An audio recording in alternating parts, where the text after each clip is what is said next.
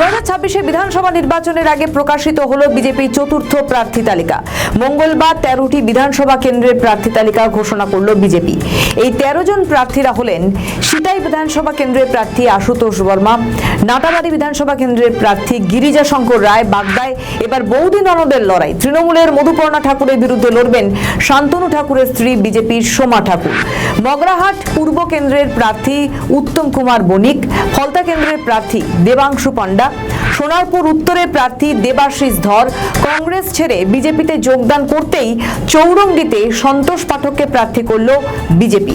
এছাড়া হাওড়া দক্ষিণের প্রার্থী শ্যামল হাতি, পাঁচলা কেন্দ্রের প্রার্থী রঞ্জন কুমার পাল, চণ্ডীপুরের প্রার্থী পীযূষ কান্তি দাস, গড়বেতার প্রার্থী প্রদীপ লোধা, মেমারির প্রার্থী মানব গুহ, বারাবণীর প্রার্থী অরিজিৎ রায়। এর মধ্যে ময়নাগুড়ির পরিবর্তিত প্রার্থী হলেন ডালিম রায়।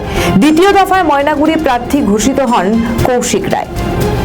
আমাদের ভিডিও ভালো লাগলে লাইক ও শেয়ার করুন, কমেন্ট সেকশনে আপনাদের মতামত জানান। আরও ভিডিও পেতে আমাদের চ্যানেলটিকে সাবস্ক্রাইব করুন এবং প্রতি মুহূর্তে খবরের আপডেট পেতে প্রেস করুন বেল আইকন।